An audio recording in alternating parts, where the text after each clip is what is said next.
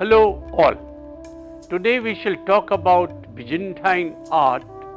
Let us understand what we shall be learning. Acquire the basic vocabulary, concept and criteria for understanding, interpreting and analyzing Byzantine art. Encounter significant works of the period and enable them to study later works influenced by this period. Understand and appreciate the role of values, beliefs and ideas in shaping Byzantine art. The lesson is divided as follows.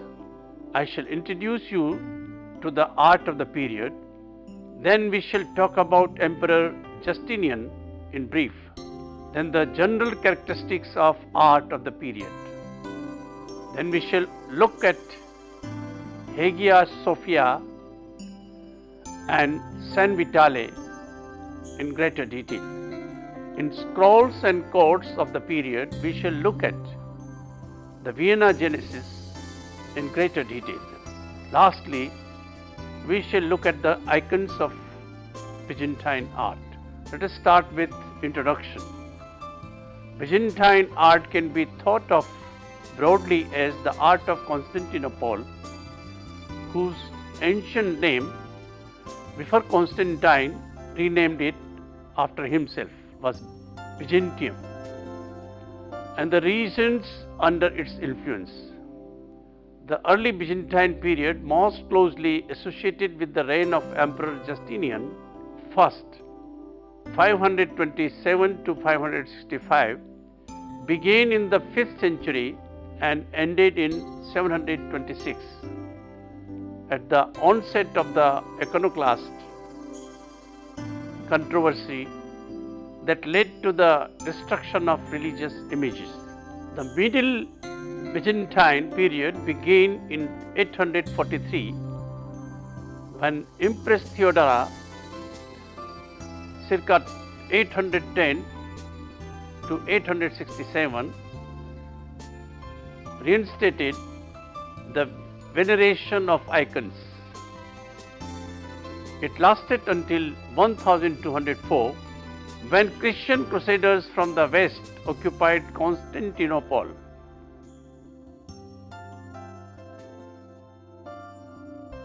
The late Byzantine period began with the restoration of Byzantine rule in 1261, ended with the empire's fall to the Ottoman Turks in 1453, at which point Russia succeeded Constantinople at the Third Rome and the center of Eastern Orthodox Church.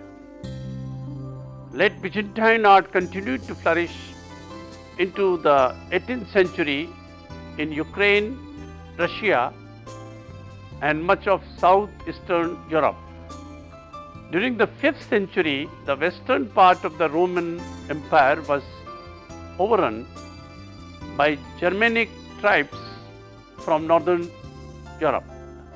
The Ostrogoths occupied the strategic Italian city of Ravenna until it was recaptured during the reign of the Byzantine Emperor Justinian in 540. Under Justinian, the Eastern Empire rose to political and artistic prominence. Emperor Justinian.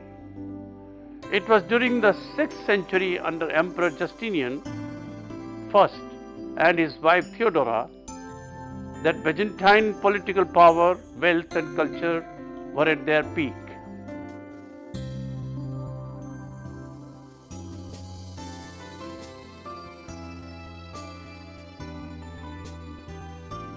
Imperial forces held northern Africa, Sicily, much of Italy and part of Spain.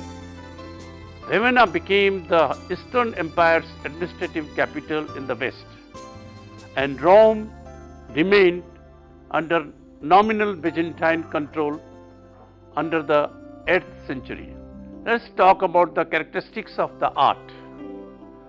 Byzantine art concerned itself solely with its religion. Its sole purpose was to translate the church theology into artistic terms. Since Byzantine architecture and painting remained uniform due to its development within a rigid tradition, the result was sophistication of the style, rarely equaled in Western art. Byzantine visual art began with mosaics, decorating the walls and domes of the churches, as well as fresco wall paintings. So beautiful was the effect of these mosaics that the form was taken up in Italy, especially in Rome and Ravenna. A less public art form, Constantinople, was the icon, from the Greek word ikon, meaning image.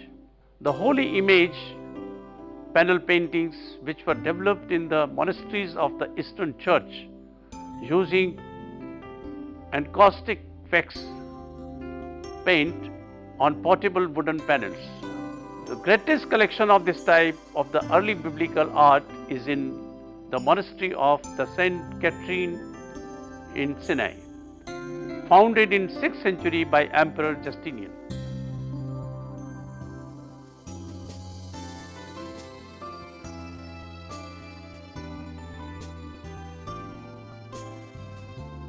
During the period 1050 to 1200, tensions grew up between the Eastern Roman Empire and slowly re-emerging city of Rome, whose popes had managed by careful diplomatic maneuvering to retain their authority as the center of Western Christendom. At the same time, Italian city-states like Venice were becoming rich on international trade. As a result, in 1204, Constantinople fell under the influence of Venetians.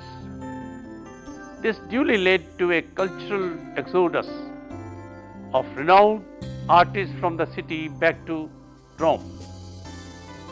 The reverse of what had happened 800 years previously and the beginnings of the Proto-Renaissance period, exemplified by Giotto da Bonadon's Scrovegni chapel frescoes.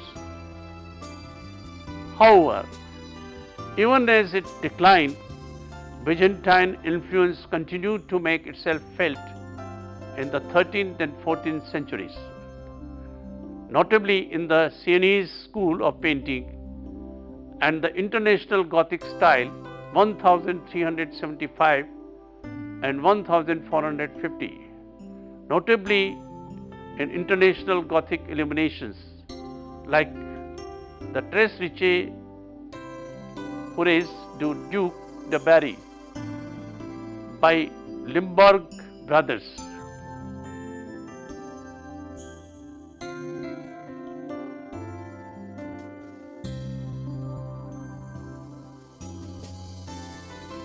Hagia Sophia. The undisputed architectural masterpieces of Justinian reign is the centrally planned church of Hagia Sophia in Constantinople. It was dedicated to Christ as the personification of the holy Hagia, wisdom Sophia.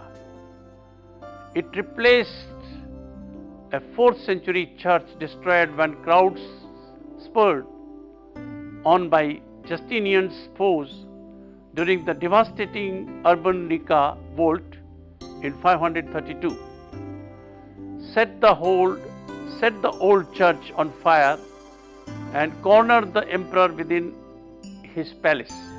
Two scholar theoreticians, Anthemius of Tralles, specialist in geometry and optics, and Isidorus of Miletus, a specialist in physics who had also studied vaulting, were commissioned by Justinian. In their design, they successfully combined elements of basilica with enormous rising vaults.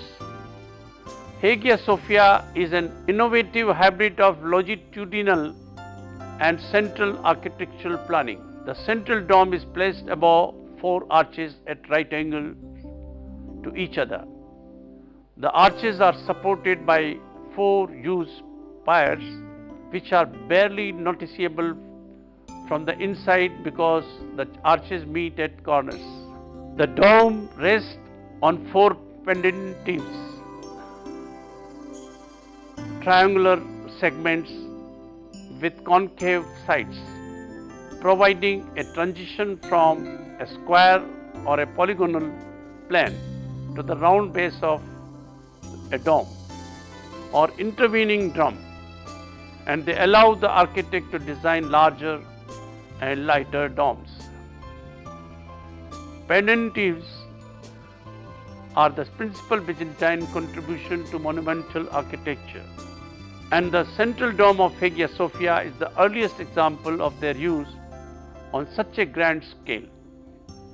Hagia Sophia's dome was constructed of a single layer of brick, a relatively thin shell that minimized the weight borne by the pendentives. At the eastern and western ends of the square, two semicircles are topped by small half domes. Surrounding each half dome are three semicircular apses with open arcades surmounted by even smaller half domes. Running from east to west along the axis are colonnaded side aisles on the first level and colonnaded galleries on the second level. Both are covered by groin walls. Were it not for the central square, Hagia Sophia would resemble a typical centrally planned church, albeit on the massive scale. Not the impressive effect created by open space of the nave, the high central dome, and the smaller half domes. On the north and south sides of the nave, there are walls below the arches. The extensive use of windows and arcades in Hagia Sophia creates an overwhelming impression of light and space. At the floor level, fine arches connect the side aisles with the nave. Supporting these arches are large columns with intricately patterned capitals reminiscent of interlace. The small walls reflect the persistence of classical elements, although in the rudimentary form. Here, they have been overtaken by dazzling Byzantine patterns. At the second level, the galleries contain 7 arches. The lunettes, the semicircular wall surface just below the top of the arches, have 2 rows of windows, 5/7. In each of the half domes, there are 5 windows. Finally, a series of small windows encircling the bottom edge or the dome permits rays of light to enter from all directions. Hagia Sophia was essentially an impartial building, the personal church of the emperor and his court, rather than a place of worship for the whole community. The clergy occupied one half of the central space and the emperor and his attendants the other.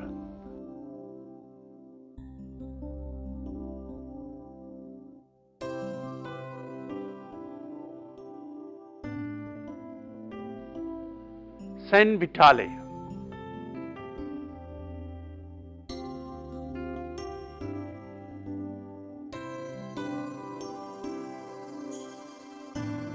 Ravenna's most important Justinian church was dedicated to Saint Vitale in Italian. A Roman slave and Christian martyr, who became the object of growing cult from the end of the 4th century. The exterior of St. Vitale is faced with plain brick, unbroken except by buttresses and windows, and the interior is richly decorated with mosaics and marble. In both respects, it is like early Christian basilica. The interior is suffused with the glow of yellow light resulting from the prevalence of gold mosaic decoration. Byzantine style of art, a special note. The mature Byzantine style evolved through the stylization and standardization of late classical forms of early Christian art, was based on dynamic line and flat areas of color rather than form. Individual features were suppressed in favor of a standard facial type. Figures were flattened and draperies were reduced to patterns of swirling lines. The total effect was one of the disembodiment, the three-dimensional representation of an individual human figure replaced by a spiritual presence, the force of which depended upon vigor of line and brilliance of color. The Byzantine image was at once more remote and more immediate than the naturalistic classical one. The effect of immediacy was increased by the severely frontal pose and Byzantine facial type, with its huge eyes and penetrating gaze, and by the characteristic use of a gold background, which in picture is isolated figures, made the image appear to be suspended somewhere between the wall and the viewer. There were many mosaics in church.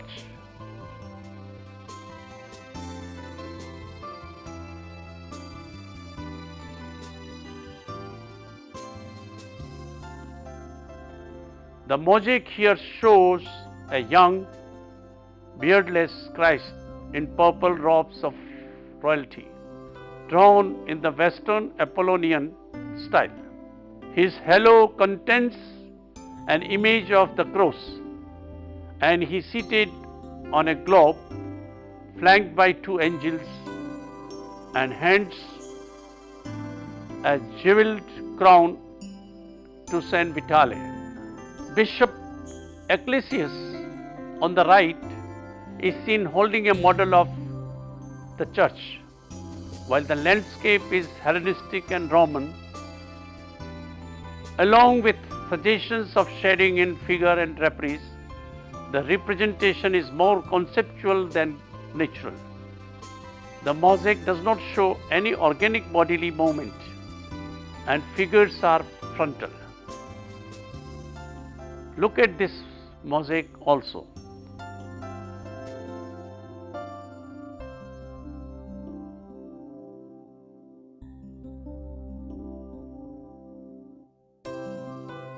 The central figure, Emperor Justinian, wears the same royal purple as Christ in the apse.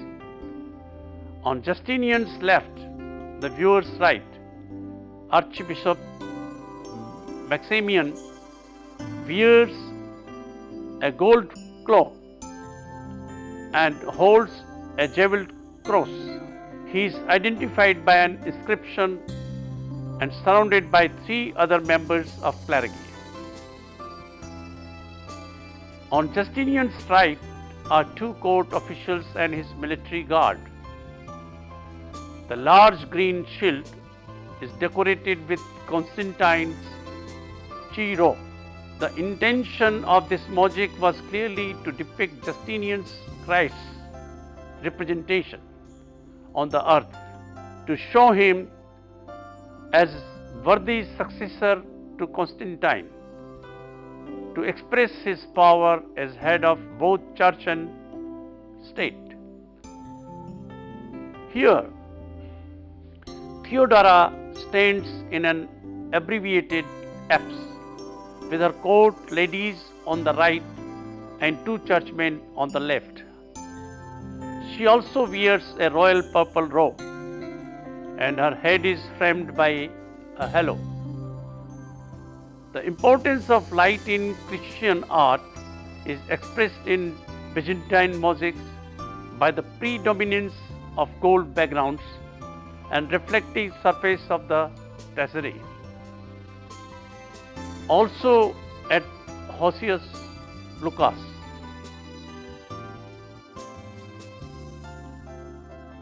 Santa Sophia in Kiev.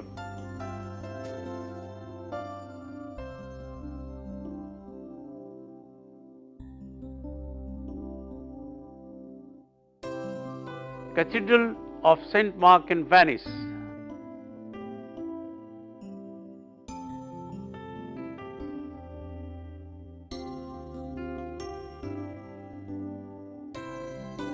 Church of Christ in Chora for Middle and later Byzantine architecture and mosaics.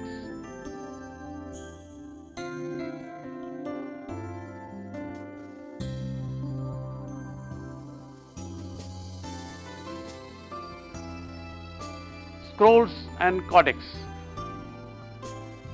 Since people began to write some 5,000 years ago, they have kept records on a variety of materials, including clay or wax tablets, pieces of broken pottery, papyrus, animal skins, and paper books have taken two forms: scroll and codex. Scrolls could be written to be read either horizontally or vertically. The Egyptians, Greeks, and Romans had already used the papyrus scroll rotulus for text and their illustrations. The thickness and weight of parchment and vellum made it impractical to produce a very large manuscript, such as an entire Bible, in a single volume. As a result, individual sections were made into separate books. Until the invention of printing in 15th century, all books were manuscripts, that is, they were written by hand. Manuscripts often included illustrations called miniatures, from minimum, the Latin word for reddish lead pigment. Manuscripts decorated with gold and colors were said to be illuminated. The Vienna Genesis was one of the earliest codex to illustrate scenes from the Bible. The codex originally had 96 folios, leaves or pages, of which 24 survive. Each sheet is purple, pointing to an imperial pattern, while the gold and silver script is characteristically Byzantine. Most of the page contains text and the images are at the bottom. Narrative is continuous without frames or dividers between scenes. The entire story of Rebecca at the well in Genesis 24 appears here in a single composition. The painters illustrates the continuous narrative tradition that sometimes combine events that take place at different times in the story within a single narrative space. Rebecca, the heroine, appears at the left walking away from the walled city of Nahor with a large jug on her shoulder, going to fetch water. A colonnaded road leads towards a spring personified by a reclining pagan water nymph who holds a flowing jar. In the foreground Rebecca appears again. Her jug now full, she encounters a thirsty camel driver and offers him water to drink. Icons. During the 8th century, mounting discomfort with the place of icons in the Christian devotion grew into a major controversy in the Byzantine world. And in 726, Emperor Leo III imposed iconoclasm. The halt to iconoclasm, the destructive campaign against images and those who believed in them, came in 843. The disposition of images in churches was codified and generally adhered to a set of iconography. The great mosaic circle were deployed about the Pantocrator, Christ in his role as ruler and judge, central in the main dome, and the Virgin and Child in the apse. Below the main events of the Christian year, from Annunciation to Crucifixion and Resurrection, had their appointed places. Below again, hieratic figures of saints, martyrs and bishops were ranked in order. In Greece, the church of Dormition at Daphne near Athens of about 1100 presents some of the finest mosaics of the period. There is a grave classic sense of great delicacy in its crucifixion, while the dome mosaic of the Pantocrator is one of the most formidable in any Byzantine church. In Venice, the huge expenses of S. Marco, begun 1063, were decorated by artists imported from the East, but their work was largely destroyed by fire in 1106, and later work by Venetian craftsmen is in a less pure style. In the cathedral on the nearby island of Torcello, however, the Virgin and Child, tall, lovely and solitary as a spire against the vast cold space of apse, is 12th century survival.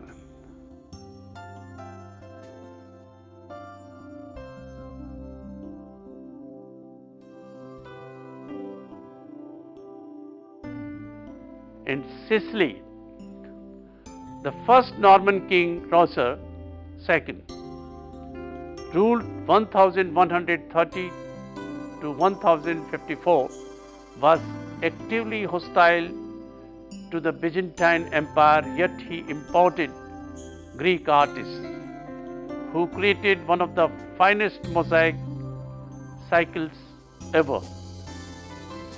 In the apse and presbytery at Cephalou, the permeation of Byzantine art into Russia was initiated in 989 by the marriage of Vladimir of Kiev with the Byzantine princess Anna and his conversion to Eastern Christianity. Byzantine mosaicists were working in Hagia Sophia at Kiev by the 1040s, and the Byzantine impact on Russian medieval painting remained crucial along after the fall of Constantinople.